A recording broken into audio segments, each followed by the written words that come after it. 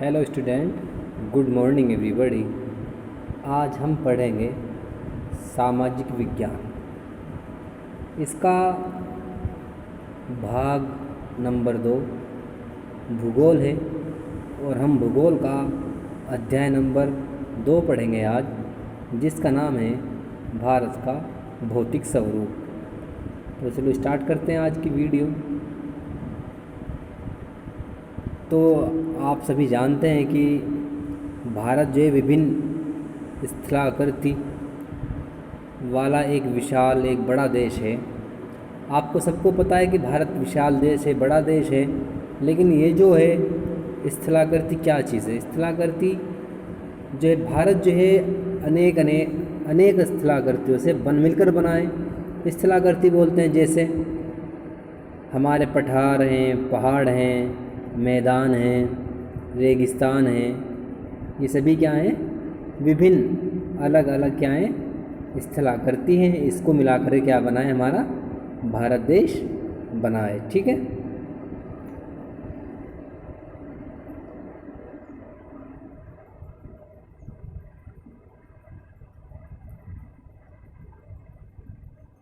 अगर आप मैदानी क्षेत्र में रहते हैं तो आप वहाँ तक दूर दूर फैले विशाल मैदानों से परिचित होंगे। अगर आप पहाड़ी क्षेत्र में रहते हैं तो आप पर्वतीय ढलानों घाटियों से अच्छी तरह परिचित होंगे। भारत सभी प्रकार की भू आकृतियाँ पाई जाती हैं। देखिए भारत के अंदर ना सभी प्रकार की भू आकृति यानी कि भूमि की आकृति जो है अलग अलग क्षेत्रों में पाई जाती हैं। जैसे मैदानी आकृति, पहाड़ी आकृति, पठारी आकृति, द्वीप समूह आकृति या मरुस्थलीय बोलते हैं रेगिस्तानों को। ठीक है। हिंदुस्तान में क्या पाई जाती है? मरुस्थलीय आकृति भी पाई जाती है। इन विभिन्न प्रकार की आकृतियों की रचना कैसे हुई या इनकी क्या विशेषताएं हैं, इसके बारे में हम आज अध्ययन करेंगे। ठीक है। हमारे देश में अनेक प्रकार की शैल पाई जाती है। शैल बोलते हैं पहाड़ियों को, जिनमें कुछ संगमरमर की तरह कठोर होती हैं, जिनका प्रयोग ताजमहल के निर्माण में हुआ है। ठीक है। हमारे देश में क्या पाई जाती हैं? विभिन्न प्रकार की शैलें पाई जाती हैं, जिसमें कुछ कठोर होती हैं, जिसे हम संगमरमर बोलते हैं, और उसका निर्माण जो हुआ है वो संगमरमर ने किस चीज़ का निर्माण किया है? ताजमहल का निर्माण किया है। कुछ सेलकड़ी की तरह मुलायम होती हैं, जिनका प्रयोग टेल पाउडर्स या हमारे टाइल्स आते हैं घरों में जो लगाई जाती हैं, इनको तैयार करने में भी शैलों का ही प्रयोग किया जाता है। और अलग अलग तरह की शैलों से जो निर्माण हुआ है, दूसरे स्थानों पर मृदा एवं रंगों में भिन्नता पाई जाती है। क्या आपने इन अलग अलग विविधताओं के बारे में कभी सोचा है? भारत एक विशाल भूभाग वाला देश है। इसका निर्माण विभिन्न भूवर्गीय कालों के दौरान हुआ है। इसके उच्चावयवियों की प्रभावित क्या है?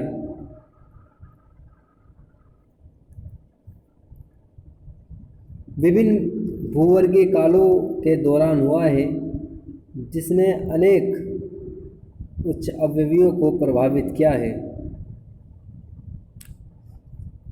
भूवर्गीय निर्माणों के अतिरिक्त कई अन्य प्रतिक्रियाओं जैसे अपवर्तन, अपक्षय, निक्षेपण के द्वारा वर्तमान उच्चावयवों का निर्माण एवं संशोधन हुआ है। ठीक है। देखिए हमारी जो भूमि का निर्माण हुआ है वो कहाँ से हुआ है? बहुत सारी प्लेटों से मिलकर हुआ है। ठीक है, जो हमारा भूमि का ऊपरी भाग है, जो हमारी भूमि का ऊपरी भाग है जिस पर हम निवास करते हैं, जिस पर हम रहते हैं, उसका निर्माण कहाँ से हुआ है? बहुत सारी प्लेटों से मिलकर हुआ है। ठीक है, कुछ विद्वानों को मानना है कि हमारी जो भूमि की ऊपरी परत है उसका निर्माण जो है लगभग 8 प्लेटों से मिलकर बना है, और जो छोटी प्लेटें हैं बहुत सारी प्लेटें हैं, उनकी कोई गिनती नहीं की जा सकती। ठीक है, जो हमारे बड़े बड़े क्षेत्र हैं वे बड़ी प्लेट से मिलकर हैं, बड़ी प्लेटों पर उनका निर्माण हो रहा है, और जो हमारी छोटी प्लेटें हैं वे बहुत सारी प्लेटें हैं जिनसे पृथ्वी का निर्माण हुआ है। इस सिद्धांत के अनुसार पृथ्वी की ऊपरी परपट्टी का निर्माण 7 बड़ी या 8 और कुछ छोटी प्लेटों से हुआ है। प्लेटों की गति के कारण प्लेटों के अंदर एवं ऊपर की ओर स्थित महाद्वीपीय शैलों में दबाव उत्पन्न होता है। इसके परिणाम स्वरूप विषीकरण, वलन एवं ज्वालामुखी क्रियाएं होती हैं। ठीक है, हमारी जो प्लेटें होती हैं वे पर्वतों का निर्माण करती हैं, पठारों का निर्माण करती हैं, और जो आपदान के भूकंप जो आता है वो भी हमारी इन प्लेटों के कारण ही आता है। ठीक है,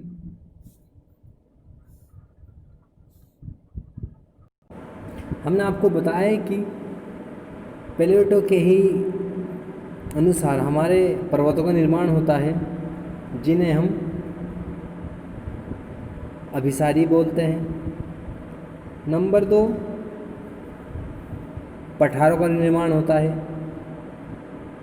जिस क्रिया को हम क्या बोलते हैं? अपसारी बोलते हैं। और नंबर 3, भूकंप जो हमारे आते हैं वो आते हैं रूपांतर क्रिया के अनुसार।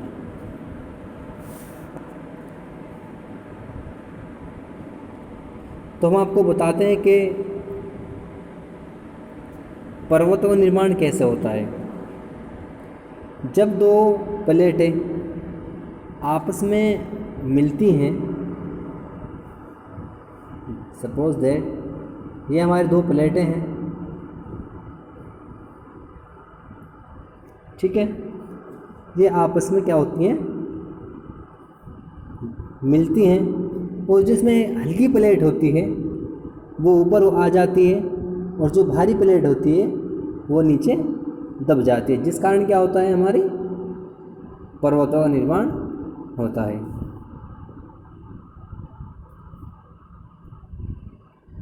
इसी तरह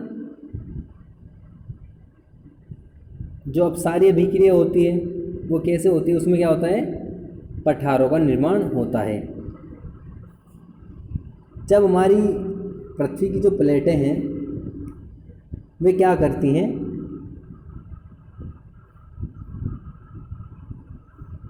आपस बीच में स्पेस बनाती हैं। ठीक है, तो क्या होता है?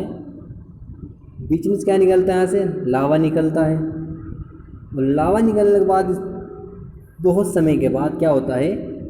ये पृथ्वी पर जमने लगता है, जिस कारण क्या होता है? हमारे पठारों का निर्माण होता है। इसी प्रकार भूकंप आने के क्या कारण होता है? भूकंप जब आता है जब ये हमारी प्लेटें क्या होती हैं?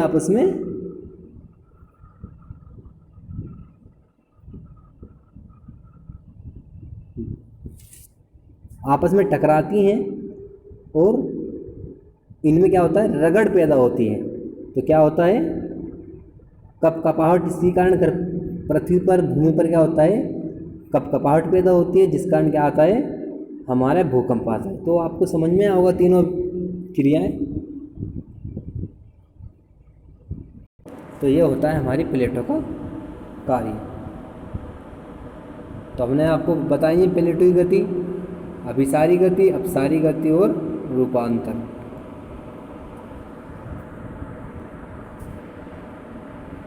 तो अब तक हमने जो पढ़ा है वो क्या पढ़ा है? पृथ्वी की प्लेटों के बारे में। अब हम पढ़ेंगे मुख्य भौगोलिक विवरण। भारत की भौगोलिक आकृतियों को निम्नलिखित भागों में बांटा गया है। नंबर 1 हिमालय पर्वत श्रृंखला, नंबर 2 उत्तरी मैदान, नंबर 3 पठार, नंबर 4 मरुस्थल और नंबर 5 तटीय मैदान और नंबर 6 द्वीप समूह। तो आगे हम अध्ययन करेंगे नंबर 1 हिमालय पर्वत का। हिमालय पर्वत को अच्छे से समझने के लिए हमने इसको 3 भागों में बांटा है। नंबर 1 महान हिमालय, नंबर 2 निम्न हिमालय और नंबर 3 शिवालिक। तो सबसे पहले हम पढ़ेंगे हिमालय पर्वत के बारे में। इसका पॉइंट है नंबर 1 महान हिमालय। हिमालय पर्वत भारत की उत्तरी सीमा पर है। हम आपको बता दें ये हमारी उत्तरी सीमा है और ये हमारा क्या है? हिमालय पर्वत जो है बहुत दूर तक फैला हुआ है। ठीक,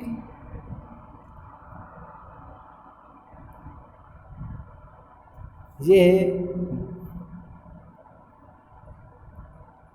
भूगर्भीय रूप में युवा व बनावट की दृष्टि से वलित पर्वत श्रृंखला है और ये विस्तार रूप से पश्चिम पूर्व दिशा में सिंधु से लेकर ब्रह्मपुत्र तक फैला है। ये 2400 किलोमीटर की लंबाई तक अर्धवृत्त का निर्माण करते हुए फैला हुआ है। इसकी चौड़ाई अरुणाचल प्रदेश से 150 किलोमीटर एवं कश्मीर में 400 किलोमीटर तक फैला हुआ है। हिमालय को 3 भागों में विभाजित किया गया है। इन श्रृंखलाओं के मध्य बहुत ज़्यादा संख्या में घाटियाँ पाई जाती हैं। सबसे ऊपरी भाग में स्थित श्रृंखला को महान या आंतरिक हिमालय अथवा हिमाद्री कहा जाता है। यह सबसे अधिक सतत श्रृंखला है। ये जो हमारी जो चल रही है इसमें महान हिमालय, ये क्या है? बहुत ज़्यादा सतत श्रृंखला है जिसमें 6000 मीटर तक की औसत ऊंचाई सबसे अधिक ऊंचे शिखर पाए जाते हैं। महान हिमालय में क्या पाया जाता है? 6000 मीटर की औसत ऊंचाई वाले पर्वत पाए जाते हैं। उसमें क्या होता है? अधिक ऊंचे जो पर्वत हैं हमारे वे महान हिमालय के अंतर्गत या हिमाद्री के अंदर आते हैं। और इसमें हिमालय पर्वत के सभी ऊंचे शिखर होते हैं। हिमालय के इस भाग का कोड ग्रेनाइट से निर्मित है। ये श्रृंखला सदैव बर्फ से ढकी रहती है और अनेक हिमानियों का प्रवाह होता है। और नीचे ये हिमालय के कुछ मुख्य शिखर हैं। माउंट एवरेस्ट ये नेपाल में है जिसकी ऊंचाई कितनी है? 8848 मीटर और ये इसी प्रकार दी हुई है। ठीक है, आप इसको ध्यान से पढ़िएगा। अब हम पढ़ेंगे निम्न श्रृंखला के बारे में, निम्न हिमालय के बारे में। ठीक है, तो निम्न हिमालय जो हमारा है वो कहाँ पर है? जो हमारा महान हिमालय था उसके दक्षिण में स्थित है तथा हिमाचल अथवा निम्न हिमालय के नाम से जानी जाती है। और ये जो हिमाचल है ये किस नाम से जाना जाता है? निम्न हिमालय के नाम से जाना जाता है। ये श्रृंखला मुख्यतः अधिक संपीड़ित एवं परिवर्तित शैलों से निर्मित हुई हैं। इनकी ऊंचाई 3700 मीटर से 4500 मीटर के बीच है तथा इनकी चौड़ाई लगभग 50 किलोमीटर है। जबकि पीर पंजाल श्रृंखला सबसे लंबी और सबसे महत्वपूर्ण श्रृंखला है। इसी श्रृंखला में हिमाचल के कांगड़ा व कुल्लू की घाटियाँ तथा कश्मीर की घाटी स्थित है। और ये जो हमारा क्षेत्र है ये क्या जाना जाता है, पहाड़ी क्षेत्र के लिए जाना जाता है। अब हम पढ़ेंगे शिवालिक के बारे में। नंबर 3, शिवालिक। हिमालय की सबसे भारी श्रृंखला शिवालिक कहलाती है। इसकी ऊंचाई 900 मीटर से 1100 मीटर है तथा इसकी चौड़ाई 10 किलोमीटर से 50 किलोमीटर तक के बीच में फैली हुई है।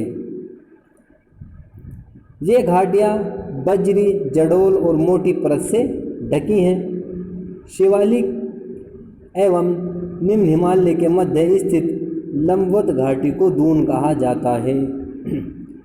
क्या है, जो हमारी शिवालिक की जो पहाड़ियाँ हैं और हिमाचल के बीच जो शहर बसे हुए हैं, जो घाटियाँ हैं, उनको क्या कहा जाता है, दून कहा जाता है। जैसे कुछ प्रसिद्ध नाम हैं, जैसे देहरादून हुआ, पाटली दून तथा कोडलीन दून इसका मुख्य उदाहरण है। ठीक है। हमारा नेक्स्ट टॉपिक है उत्तरी मैदान, द नॉर्थर्न प्लेन। उत्तरी मैदान का जो निर्माण हुआ है वो सिंधु नदी, गंगा नदी एवं ब्रह्मपुत्र नदी की सहायता से हुआ है। उत्तरी मैदान जड़ोल मृदा से बना है। लाखों वर्षों की अवधि के दौरान हिमालय की गिरिपाद में स्थित बहुत बड़े बेसिन में जलोढ़ों का निष्पेक्षण होने से इस उपजाऊ मैदान का निर्माण हुआ है। इसका लगभग 7 लाख वर्ग किलोमीटर के क्षेत्रफल है। इस मैदान की लंबाई 24,400 किलोमीटर और चौड़ाई 240 से 320 किलोमीटर है। यह सघन जनसंख्या वाला भौगोलिक क्षेत्र है। पर्याप्त पानी की उपलब्धता,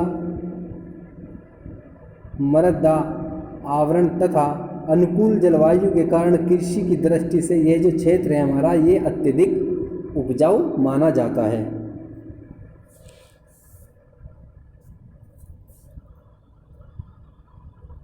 और हमारा जो उत्तरी मैदान है उसको हम 3 भागों में डिवाइड करते हैं। नंबर 1 पंजाब का मैदान, नंबर 2 गंगा के मैदान, नंबर 3 ब्रह्मपुत्र का निर्माण और नंबर 4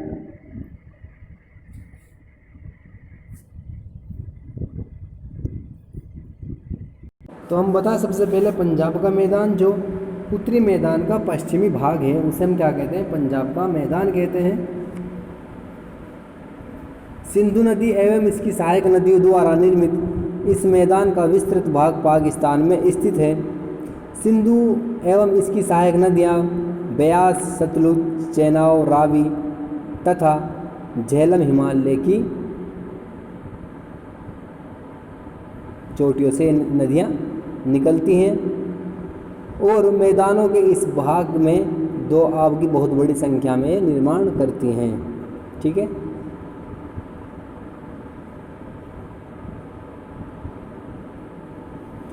नंबर 2 गंगा के मैदान।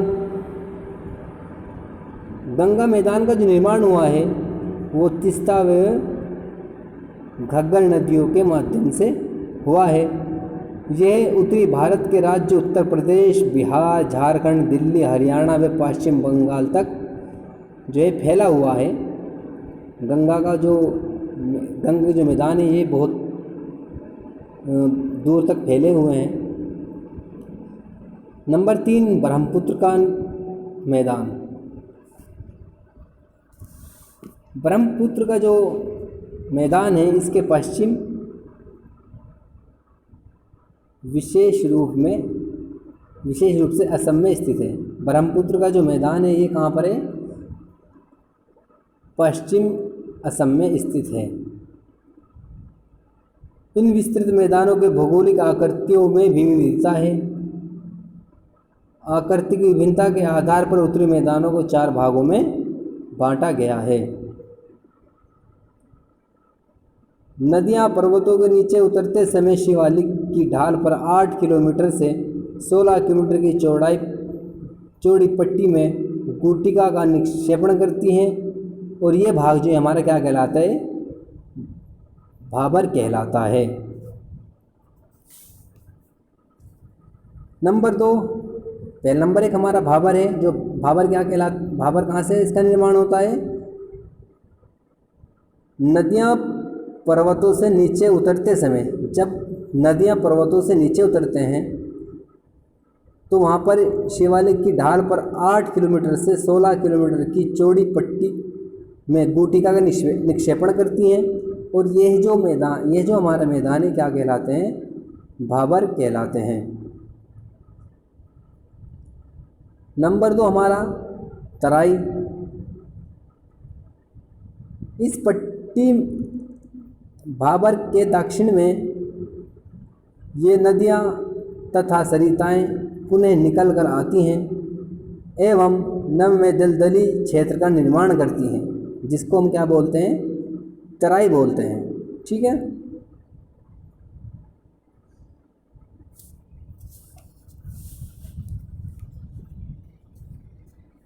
नंबर 3 है हमारा भांगर। उत्तरी मैदान का सबसे विशालतम भाग पुराने जड़ोल से निर्मित है। वे नदियों के बाढ़ वाले मैदान के ऊपर स्थित हैं एवं वेदिका के समान आकृति दर्शाते हैं। यह भाग भांगर कहलाता है। कौन सा भांगर कहलाता है? ये जो हमारे भांगर मैदान है ये विशाल, बहुत ज़्यादा पुराने जड़ोल से निर्मित हैं, और नदियों में जब बाढ़ आते हैं और मैदान का निर्माण होता है, और ये क्या करते हैं? एक समान आकृति दर्शाते हैं। तो ये भाग क्या कहलाते हैं? भांगर कहलाते हैं।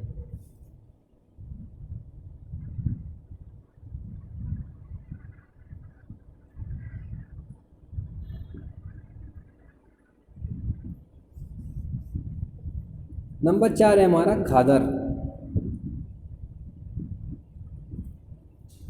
इस भाग की मिट्टी में चूनेदार निक्षेपण पाए जाते हैं। इन्हें स्थानीय भाषा में कंकड़ कहते हैं। बाढ़ आने वाले मैदान के नए व युवा निक्षेप खादर कहलाते हैं। इनका लगभग हर वर्ष पुनः निर्माण होता है। यही कारण है कि ये काफ़ी उपजाऊ होते हैं एवं खेती के लिए अधिक से भी ज़्यादा उपजाऊ होते हैं।